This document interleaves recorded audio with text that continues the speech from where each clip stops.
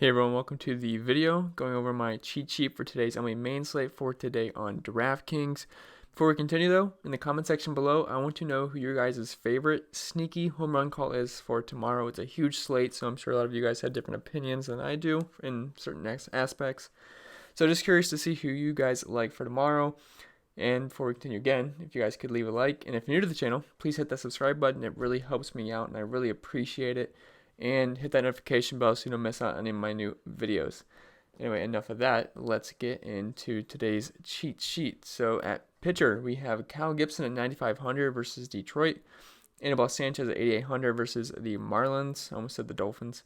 Dylan Bundy versus the Royals at 8,100. And this is a slate I don't want to pay premium for pitching because we have the Twins versus Edwin Jackson. We have the Yankees on the slate versus a lefty. We have Coors Field slate. So this is a slate I want to spend up on bats. So don't want to pay premium for pitching. I'm liking just two mid-range options at pitcher that have upside and then load up on your bats. And the guys in the high-priced pitchers aren't in the best spots in the world anyway. So let's do a little dive into the pitching sheet to see why I like the guys that I like. And it's already sorted by salary, so it's good, so we don't have to waste time to do that. So let's talk about Cal Gibson first at 9,500. Now, he has some decent numbers this season, 3.77 xFIP, which is much better than his 4.49 ERA, and we like to use xFIP as a better indicator of how the pitcher is pitching. He's got a 22.6% K rate, which is respectable, a 7% walk rate, which really isn't that bad, 51% ground ball rate, 24% fly ball rate, 36% hard contact rate. These numbers are checking out pretty good, and the thing I like the most about him is he's a negative 310 favorite at the moment, and the matchup versus Detroit is pristine. So if we look at, that was a fancier word than I usually use, pristine. But yeah, if we look at the splits versus righties, the Tigers are not good versus righties at all. I think we all know that by now. I've been saying it all year. He had 17 points last game out versus Detroit. He gave up some runs, but he had the strikeouts, which boosted his floor. But yeah, the Tigers, 26.5% strikeout rate to righties, which is the highest on the entire slate.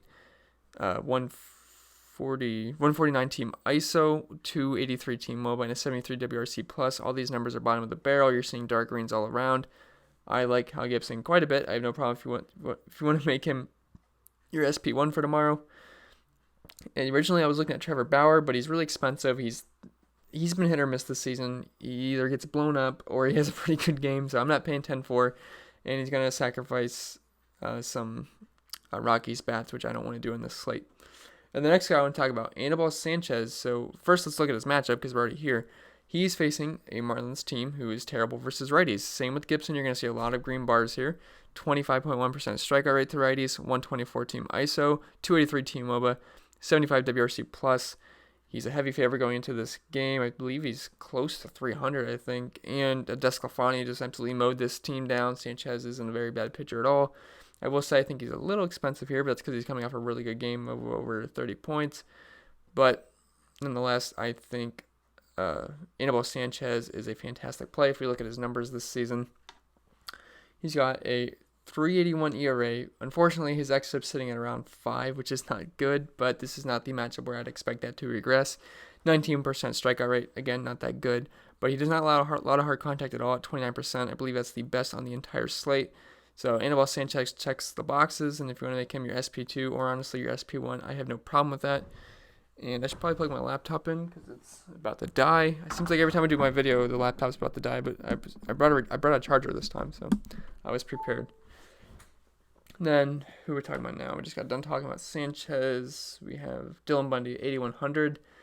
I think he's in an okay spot here. He's not my favorite pitcher in the world, but he's cheap and he's got strikeout upside. If you look at his numbers, he's got a decent 23% strikeout rate, 4.54 xFIP, 7% walk rate's not that bad, only allowing a 31% hard contact rate, and he just scored over 20 points versus the Royals recently. The Royals do not have a very good lineup right now, so I think he's an okay play. Now, is he going to get the win? I don't know. That Orioles bullpen's pretty tough, but if he can go deep in the game, rack up some strikeouts, only give up a run or two, I think he's in a pretty good spot. The Royals don't strike out a ton versus righties, but they don't have a ton of power either.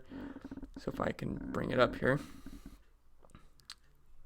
The Royals own a 22% strikeout rate to righties. Again, not that good, but Only a 157 team ISO, 304 team MOBA, and 86 WRC plus. These numbers are below average, and I think Dylan Bundy's an okay play. He's definitely my third favorite out of these two guys that we checked out recently, but he's also the cheapest, so you got to bake that in too. So don't mind Dylan Bundy. And now let's get into my favorite bats for tomorrow. Or today, whenever you're watching this. So at catcher, we got Jason Castro at 3,700 versus Edwin Jackson. Now I know Edwin Jackson has been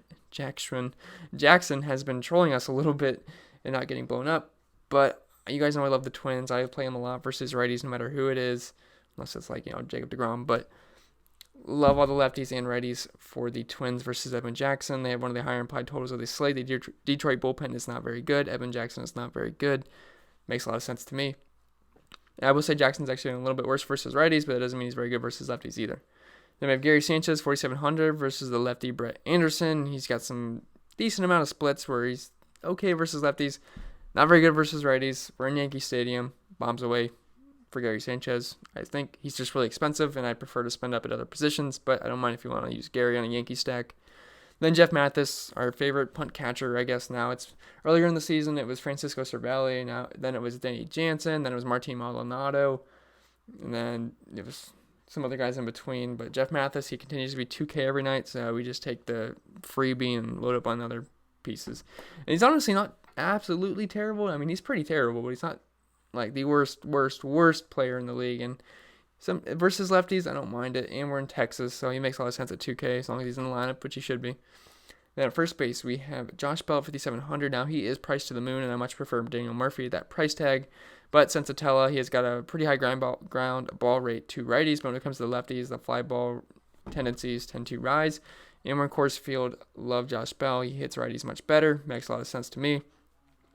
Daniel Murphy, one of my core plays, going up at 4,500, going up against Dario Aguzal. He's a very, very low strikeout pitcher. If we look at the pitching sheet, he's all the way down here. So he's only got 11.9% K rate, 12.9% to lefties, and only 6.8% to righties, which is just amazingly low. Lowest on the slate. I know Skoglund's got a 0%, but he's like, 4.2 inning sample size. So that doesn't really count. But yeah, this guy does not get a lot of strikeouts. It's Coors Field. It should be bombs away for the Rockies. Definitely love the Rockies. I know that's what everyone's thinking, but you're going to have to do it. And then we have Sam Travis at 3,500 versus Jose Suarez, who loves a lot of fly balls. And Sam Travis has very quietly been pretty good versus lefties this season, so I don't mind if you want to go with him. And then second base, we have Adam Frazier, 4,500. I think he's going to be leading off versus Antonio Sensatella. Obviously, this is at 8 p.m. the day before. This is when this video was made. So honestly, I have no idea what the lineups are going to look like by tomorrow. But just based on history of this team, it tends to be him leading off versus righties. We're in Coors Field, like the lefties versus Sensatella. Makes a lot of sense to me. Ryan McMahon at 4,600. Like I said, I love all the Rockies bats. Dario Aguzal is not very good versus righties or lefties. Strikeout rate is higher to lefties, but it's at 12%, so it's not good at all. Love everyone on the Rockies. Jason Kipnis, now it's not showing a pitcher for the Tampa Bay because I think Fangraphs has to update their thing. I pulled a lot of data from Fangraphs, although it's supposed to be De Leon opening and then Austin Pruitt, the long reliever. Jason Kipnis has been hitting really well recently. He's going to be facing a righty. He should be batting around 5th. He makes some sense to me. And then third base, we have Dario Aguzal. Like I always say, I prefer Arenado versus lefties, but Aguzal's just got a 6% strikeout rate to righties. Arenado's going to make contact here. I can't imagine him striking out here, and if he does, shame on him. He shouldn't, and I would not be surprised if he goes yard tomorrow. Colin Moran, 4,600, facing a lefty. He's a lefty facing Sensatella, which we do prefer. Sensatella is much worse versus lefties. He makes a lot of sense. He's decently priced at 4,600 too, because Marte is like at 5,800 and Bell's 5,700, so he's some decent salary relief. And Luis Arias, 3,900, or Arias, never sure how to say his name. But again, more Twins exposure to Edwin Jackson, or versus Edwin Jackson, I should say. And the shortstop, Trevor Story, 5,600 versus Aguzal. This is one of my favorite plays on the slate. I know I don't have him as a core play, but if you can fit him in, please get him in. I'd make him a really top priority for me outside of Blackman and who else do I have on there? Murphy, yeah, because I like the prices. But Story's been very, very good versus righties this season. Aguzal, obviously, really, really low strikeout rate to righties. Love Trevor Story. Jorge Polanco, 4,800 versus Edwin Jackson. Polanco is much better versus right-handed pitching. I love the Twins. They're my second favorite stack on the slate. He makes a lot of sense. And he is 800 cheaper than Trevor Story, and I think they have somewhat similar upside. Obviously, much better hitting conditions for Coors Field, but I think Polanco is a very good player, and Evan Jackson, again, not a good pitcher. And Elvis Andrus, he's just really cheap in Texas, facing a lefty, so if we want to go pretty cheap at shortstop, I don't mind Andrus at a really fair price. Then in the high-end outfield, we have Charlie Blackmon at 5,700. Hopefully he does good tonight. Hoping, but he should have a good game versus Dario Aguzal. Like I said, it's going to sound like a broken record, but he's not a very good pitcher. Rockies should smash here. Then Aaron Judge, 5,300. Remember when he was like 3,900 a week ago or something? Those days have come and gone quick. He is on fire now, 5,300 versus Brett Anderson. If you can afford him, I think he makes a lot of sense, and he should go lower owned considering all the bats on the slate. Then Kepler and Cruz. I know Kepler was dealing with an injury, and it said before the game he was out doing some workouts, and he could do that, so it sounds good that he should be able to play. So obviously I like both of these guys versus Edwin Jackson. And then shout out to JD because he's facing a lefty, and that always makes him in play. And then in the mid-range outfield, we have Eddie Rosario, who's a core play for me at 4,600 versus Edwin Jackson. He's just a little too cheap here. I love the matchup, and I think he's got a ton of upside here, so I definitely love the Rosario play.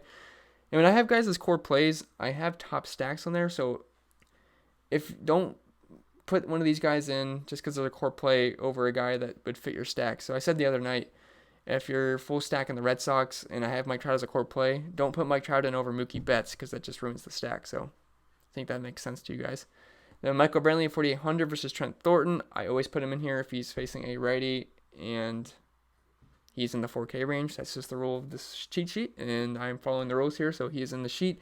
Trent Thornton is not a terrible pitcher, but he does struggle a bit with lefties, so Michael Brantley qualifies. And then Sam Hilliard, 4K. Hopefully he does good tonight, too. He's in my lineup.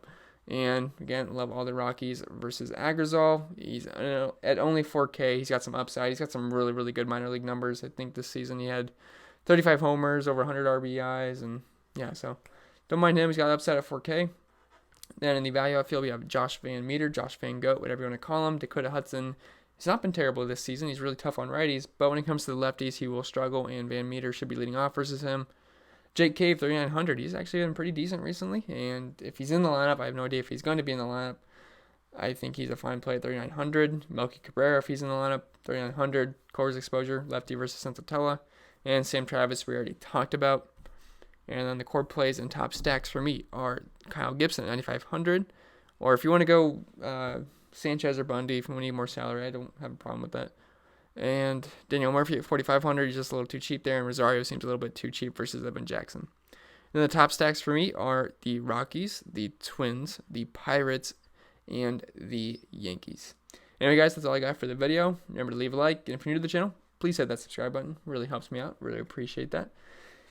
And I will see you guys in the next video. And happy Friday. And there's actually a lot of things to be happy about on Friday. So wish you guys the best of luck. And I think I already said this, but see you in the next video.